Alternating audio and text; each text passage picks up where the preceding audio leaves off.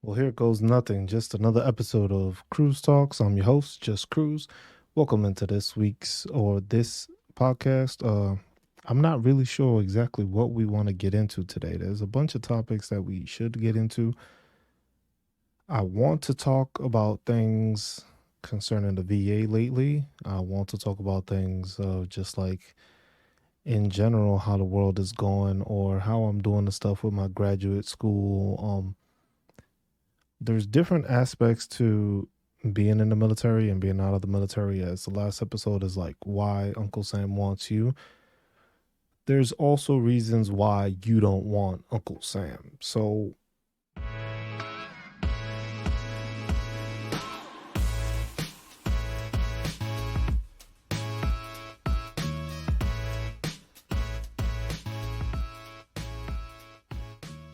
it's a two-way sword when it comes to it. You have to deal with the things that come with the military. Some are great, some are not. I know there was a lot of people that were not impressed or were not enthusiastic about that last podcast episode due to the fact that it was just like a lot of people have dealt with trauma. A lot of people have dealt with issues when dealing with the military. They've gone through a bunch of stuff that some of it you can't even really talk about or people don't want to talk about. That's also an issue when it comes to it. So there's multiple factors when it comes to the military where you shouldn't join, and it's like you should join, but at the same time it's like certain things that need to be fixed. There's things in the military that haven't been fixed and continue to happen throughout the days, and you see it on different topics, different views, different outlooks. It's things that continue to go, but it's like it quiets down for a bit, and then all of a sudden you hear it pick back up again, which is an issue because it's like these are things that you want to be taken care of. Like in the case of Vanessa Guillen, that was one thing that took a long time to get taken care of, and it caused issues, and it still continues to cause issues because nothing was really done to the point where change was effectively happening. So yes, they made a bill, they passed it through. You see how long it took just to get through, but at the end of the day, it's still commander's discretion. And I think that's what's causing the biggest problem within the military is this commander's discretion issue.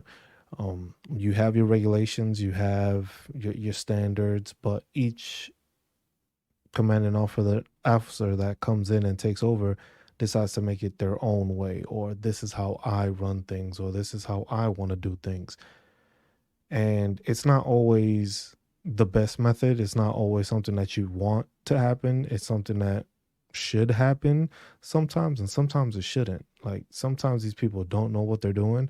Sometimes they do. Sometimes they have experience because they were previous non-commissioned officers, so they were enlisted before and then they became officers. So they have a better knowledge base when it comes to how enlisted act or what enlisted go through, as compared to sometimes you have officers that have no idea and they just come in, and sometimes if you put them under the wrong tutelage and you put them next to the sergeant first class or the staff sergeant that doesn't really follow the army values or even military values, it sets them up for failure. It sets them up for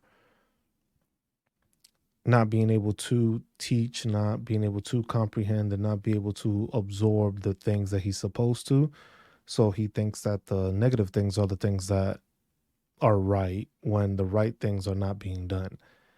In cases like you had certain officers, even that I dealt with, that it was just like you can try to talk to them, and some you had to like yell at because they just thought that it was their way and they were commanding officer and they just felt that, hey, this is how you're going to do it and you're just going to do it. And sometimes you got to stand up to these people because it's like, no, you don't do that. It's not the correct way of doing it, or it's unethical or illegal. But for them, they just feel like, hey, if it's getting done, it's getting done, which, causes issues because it's not something that should happen. People believe that's how it should be, and it really shouldn't. And the thing is it fosters that kind of culture within that organization. Once they see the top do it, it just filters downward, and then everybody else starts doing it. So that's an issue that people don't seem to understand with the military. When it comes to that negative attitude, that affects people in the military, and it affects people getting out of the military. Like my story, me getting out. It was just I was in a bad situation. People weren't looking out for me. They were looking out for themselves. They weren't taking care of me or the people around me. And I figured that, hey, I'm not going to stay in the military if that's how it's going to continue. Now, like I said, this isn't everybody. Everybody doesn't deal with that situation. Some people deal with the army and they're great because I know with this little podcast episode, I'm gonna have people that praise me for it for saying like, yeah, the military does suck, this, and that, and then there's people that are gonna be like, oh, you were just a bad soldier, which most of the time those are the same people that cause these issues because they're too institutionalized, I guess you could say, when it comes to being in the military. The military is a lifestyle. It is not a career. People try to make it a career. It's not. You can do your 20 years, and most of these people that say they're going to do all that stuff don't end up doing it. They just end up chasing a paycheck. So they don't improve. They don't do nothing. Don't get me wrong. There are a lot of great NCOs and a lot of great leaders in the army, but just as many as there are great, there's a whole bunch that are a bunch of shit. And they get weeded through and they keep making it through and they keep on rising and elevating themselves through the ranks. And that's the issue we have, because then you have younger soldiers that see this. So it's like, man, if this person was getting away with this or doing this and they made it, why do I have to try as hard? It's basically like the mentality of you have all these people that are hardworking and stuff like that, but you have this person that don't do a damn thing that's basically taking up space and they're getting rewarded, they're getting moving up. And then that's the mentality that these younger soldiers take, like, hey man, I ain't gotta work that hard. I'm gonna do what I gotta do and go. Um, a lot of them like to say it's the woke mentality. But the woke mentality is just people are tired of the bullshit. It's not even that things are going on. They're tired of the bullshit. You don't take care of them. You don't look out for them. You try to work them as hard as you can, and then you don't get no reward for it. There's nothing about being woke. That's just like common sense. If you don't know how to be treated or treat people, why are you in that position in the first place? If that's what your whole point of the job is. Like, yes, it's the military. People are supposed to understand that. I guess you could say that you volunteered for it, but people didn't volunteer for mental health issues, depression, um, sexual harassment, or being overworked for no reason. Like people didn't join for that. Like it's an opportunity and they wanted to serve their country. Some people just wanted to shoot guns and go and kill the enemy. Some people go and do that. Some people don't. But at the same time, it's the mentality that's given to people in leadership. So, like I said, Vanessa Guillen was one case. There's many other cases where soldiers have gone through sexual assault. They say something or something is done to them and they don't get any justice. Like the justice doesn't happen because most of the time once you're a senior, they just let it fly by. So you can ask so many female soldiers like the issues they go through, the sexual harassment they went through and that they reported it and what happened. The person got moved or they got moved. The person's still in the army. They probably ended up getting out because all the stress, all the depression, all the anxiety that came from still being in an organization that basically would leave a predator still in there. So that's something that the army doesn't want to confess or doesn't want to say about, but you hear about it all the time in the news of something happening or like that there's either the drug or sex trafficking somewhere in Texas or something going on. And it's just like it continues to happen. So yeah, it does get minimized. It does get downplayed like, oh, this was just a random event. But at the same time, it's like when you look at it, these random events happen every couple of years. So basically what you're saying is like you're looking at the issue, you're supposedly resolving it at that point, but then it continues to happen again. So if it's continuing to happen, that means you're not setting a standard or something's not going on right, that you're continuing these acts to happen. Because that prostitution ring in Fort Hood happened, or Fort Cavazos, I forget what they named it, but that's been going on. There's been a couple of times that happened, that it was sergeant first class taking advantage of the younger soldiers, if they were like soldiers that were like just had a kid, or they were like single mothers or something like that, or just soldiers like that, and they were taking advantage of them, putting them in a prostitution ring and making money off of them. And literally it was like a platoon sergeant being a pimp. And it's just like, people don't hear about that, but when they do hear about that, it's like, who the fuck wants to join the military after that? Then you hear of the work hours and all that stuff. And then the thing is you have so many soldiers that are left bitter. I left bitter, I'm not gonna lie about it. But you got so many soldiers that leave bitter, and it's just like, damn, I went through all this for what? Some did it for a Camaro. I ain't some did it for a Camaro. Some did it for different reasons. So everybody joins for their own reasons. But some people like the flashy car, the Camaro, the Challenger, the Charger. You know, the joke that continues with military people. But it's just like a lot of those people just like left bitter. The same way I said before, like with COVID, people saw that the army operated regardless with COVID or not. So it became an issue of, why am I doing the same thing that it wasn't a necessity to do? Now, soldiers enjoy training. Yes, they're going to complain about it, but they enjoy it because they're actually doing something instead of something stupid. If you're actually teaching these soldiers nowadays, they appreciate it. They learn, they soak it in, because the thing is it's something that they didn't know. So now going forward for the next time when we got to do it, it's like, oh, I remember this is how we set this up. So now the next time we setting up a tent or something, it should be an easy transition. Like, hey, grab this, set it up here, boom, we got this up. Whereas before, that first time, they don't know anything, so they just standing around looking like, all right, which one of these senior leaders is gonna help out? None of them, because they're gonna act like, oh, it's supposed to be the junior NCOs that are supposed to know how to do everything. Mind you, it's like sometimes they forget, like, hey, some of these soldiers, it's the first time they're doing this. So you should be teaching them what they need to learn and what they need to do in order to be able to facilitate the next soldiers or the junior soldiers from learning and taking care of these tasks. But that mentality has gone out the window, or at least for me, it looked like that experience. But the thing is you have a lot of, the military has an issue with the whole career enlistment thing, which is the indefinite enlistment, which basically right now it stands at, you, if you're a staff sergeant and you've been in for 10 years, your next reenlistment is indefinite, meaning that you are doing your 20 years. I think that's a problem within the military, because the thing is you got a lot of lazy people, or people become lazy, they become complacent because they feel like, hey, I'm doing 10 years regardless.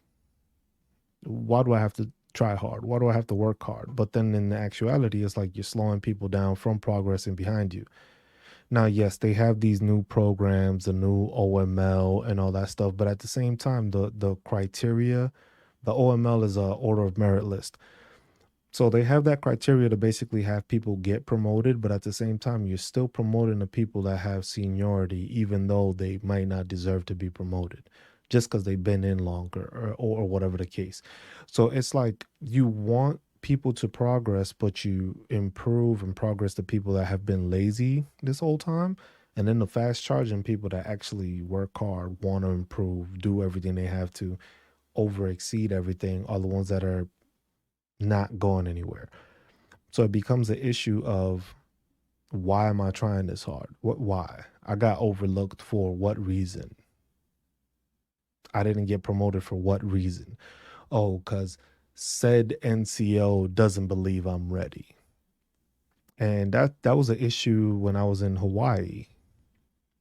I know a bunch of the people from 71st Chemical Company.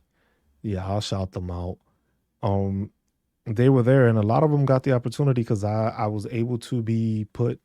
So everybody went on leave, like the platoon sergeant went on leave, and it was my turn to be acting platoon sergeant. So basically, we had our monthly reports meeting, which is the meeting where you sit down with the first sergeant and you go over everybody that's on the promotion list or basically able to be promoted. So you have to say yay or nay, basically depending on potential, their ability to lead, or the ability if you believe they're ready for the next stage.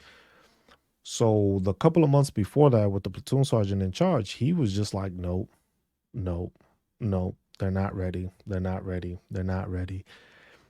And once they gave me the seat and we did it, I sent all of them to the board. All of them, I said yes, yes, yes, yes. And it was funny because the other platoon sergeant was like, damn, you just gonna send everybody? And I was just like, damn, should mind your business first.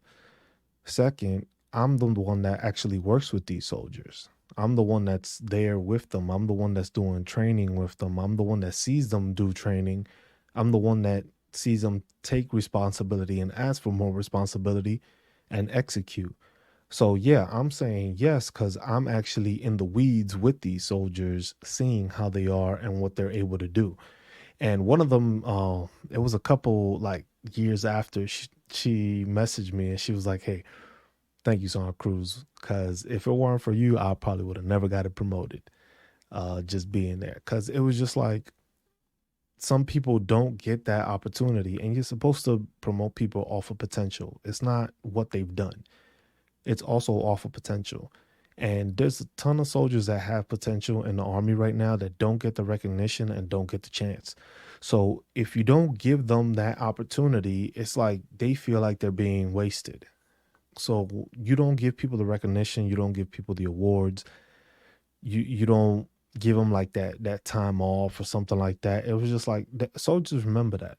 Like nowadays, the woke community, they tend to realize like, hey man, you've been overworking me. I was like, yeah, it's the military, but damn, there's like 15 other people, but I'm the one that's always on these details. I'm the one that's always going on this mission. I'm the one that's always being sent to Poland or whatever, a deployment or a field exercise. And these soldiers remember that. And it's just like there's a real burnout effect in the military that doesn't get spoken about. People do get burnt out. And that's why we probably have a big issue with suicide also. You have soldiers that are just burnt out. You just have them overworking and overworking. They don't have a chance to escape that. All they knew is wake up, do PT, do some dumb shit, do it over again, go to sleep, repeat the cycle. You keep doing that, you're going to lose your mind. And a lot of soldiers do. And that's the thing. It's just like the burnout is also another effect of not managing people correctly, because there should be no reason why one person is always doing the same taskings when you have like 10 or 15, and you'll have people that are like buddy buddy with certain people or this and that. And like, yeah, you do develop friendships with people. That does happen, but that doesn't mean if you're in charge of them you don't give them responsibility, or you don't give somebody else the responsibility. You spread the wealth. Like the way I managed it, which was different, I had an Excel sheet with everybody on the Excel sheet. And basically, when it came to taskings, it was like basically like a DA6. The way they have a DA6 is like when you do staff duty rosters or CQ, like charge of quarters of staff duty. Staff duty, you just covering, watching the building, making sure the thing doesn't catch on fire on its own, basically. And same thing with charge of quarters, but you're doing that's done at the barracks. But you're doing those things, and it's just like, for what? What am I doing here? What am I doing? Why am I doing this? And soldiers are just realizing that, like, why am I doing this? I could be doing something else. My buddy's there, but they're not doing anything. They never get to do anything. I'm always the one stuck doing this. So for me, I just put it on the Excel sheet. I had everybody's name, and it just went down the list. Once one person did the tasking, they were done. Until everybody else on that list didn't get covered, that person didn't show up back on any tasking. And that's how I did it, and I kept it simple because then that way there's no favoritism, there's no overworking one specific person. Why? Because everybody got it. Everybody got it plain and simple. Everybody got what they needed to do. Everybody completed what they needed to do, and work was completed in that manner to do that. And that's the thing that people don't understand. It's just like with the burnout, when you have certain people that don't know how to manage people, because you do have a lot of that in the military. You have people that have elevated through time into the ranks, but they don't really know how to manage people. Like, they're not very, I wouldn't say business savvy, because the military isn't, it can operate as a business sometimes, but it's just basically like they don't know how to make sure people are taken care of, people are looked after, people get time off, people get the stuff they need to be done, or they get rewarded for it. Because the thing is you're getting paid a salary by your rank in the military, no matter what. But that doesn't mean you can't give a person a day off, or hey, you don't have to come into PT tomorrow morning. Just give me a heads up, like, hey, you good to go and you can stay in. Just text me, say you alive. I got you. I'll cover for you, and that's it. And a lot of it doesn't get done because you have a lot of these seniors sometimes that are scared of the people in charge because they're too scared about their evaluation. So that's where another thing a lot of soldiers get messed up on is their evaluation. Some soldiers do some amazing things over their time, but until they don't become a non-commissioned officer, none of that is evaluated or written on paper. So all that work they could have done and stuff, and they did, they could have led a team, they could have led training, they could have done an exercise and been like the lead trainer with another joint force or something, and they might get a little small award. Nothing crazy, because the thing is sometimes, or most of the time, within the military, they try to say that they don't have that rank only gets this award, or certain awards only go to certain ranks. And that's always been an issue with me, because you have certain soldiers and certain people that do more work than the people that get those higher ranks. Like, those higher ranks get those awards just because they're that rank. Don't mean what the hell they did. It doesn't mean shit for what they did.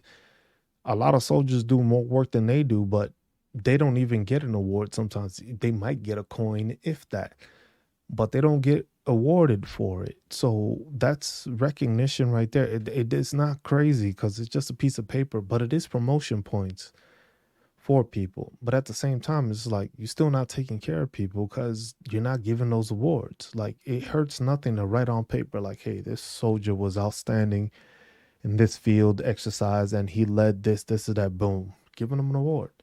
But most of the time they don't. But then they'll give it to that officer because, oh, he planned it. Bro, you ain't do shit. I'm sorry. You really didn't do anything. You didn't plan any of it because all these other sections planned it. You just said, like, oh, this is what I would like to happen, and everybody else made it happen, but you're the one that gets the award. Except that soldier that did all the work for you gets nothing. So that's another reason right there. So you have issues with sexual assault, sexual rings, sexual harassment, depression, dealing with that thing. That's just one thing there. That alone is a whole nother topic, and a whole bunch of conversations will be had on that with guests on the show. Just talking about that. I don't know if they're gonna divulge what happened to them, but some of them might, and we'll deal with it then. But there's a lot of stuff when it comes to not being taken care of in justice or disciplining people is one main factor for don't mess with the military. Burnout, another thing. You will get burnt out. You get burnt out. You deal with so much stuff that is just like you don't know what to do. You don't know how to deal with it, and it just drives people crazy. And some people commit suicide for it. So that's one thing why mental health is a big push for me and for people in the military, because it's like you need to take care of yourself. You need to go talk to somebody. If the army's stressing you out, go talk to somebody. Go do something about it. Don't just sit in your room about it and don't think those negative thoughts. Go get help. Dial the crisis number. which while I was there in Germany, like I never even heard of that, which is crazy. Like the military don't do training like that. That should be something that they do all the time instead of they're making sure you're 350-1. How about we do some training on suicide, or showing people the signs so you can save a battle buddy or you can save a buddy from committing suicide by teaching them or training that monthly. They don't do that. It's like a once in a year thing that they got to do, but you got to make sure all your other paperwork is done. Stupid shit. Um, then you have just recognition. Recognition is a big issue within the military.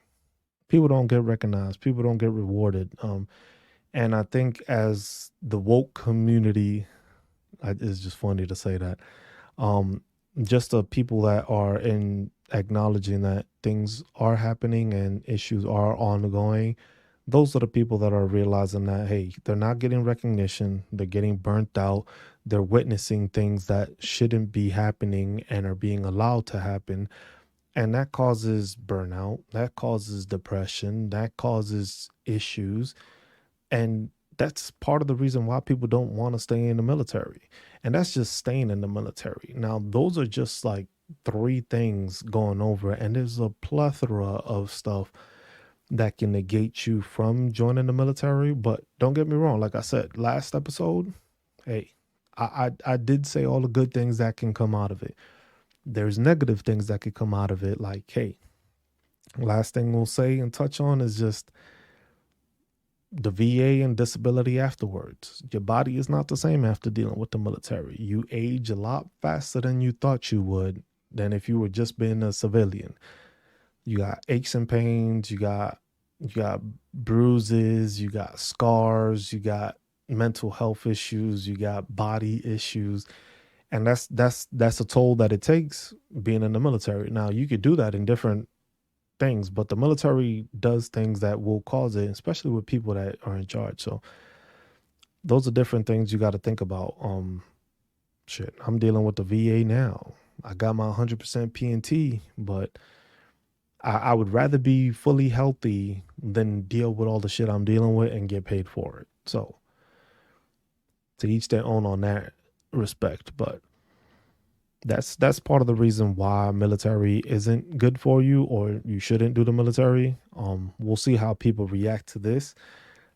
Basically me saying not to join, because there's gonna be people that love the military, hate the military. It's a back and forth situation. It's a love-hate situation that people have. It's something that I can't control. I did what I did. I did my 10 years and then I got out because I wasn't happy with the way the organizations were going and how I felt with myself and how my body felt. So that's one of the reasons I exited the military. But don't think for any reason that it's not reason to join. There's those bad apples where everywhere you go, there's bad apples. So you just got to find the good things in there and try to make them work for you.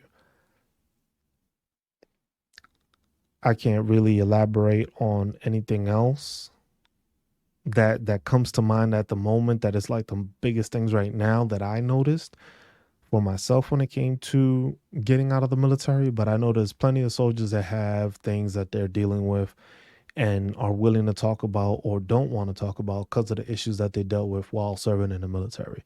So always keep that in mind, that it's an honor to do this job, but it also has its drawbacks to doing this job. The military can afford a lot of things to you, and it can take away a lot of things from you also.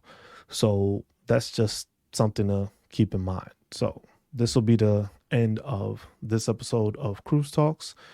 We'll continue on and we'll try to find more things that, hey, maybe can benefit you in the military and why to stay away. So just Cruise signing out. Catch you on the next one. Peace.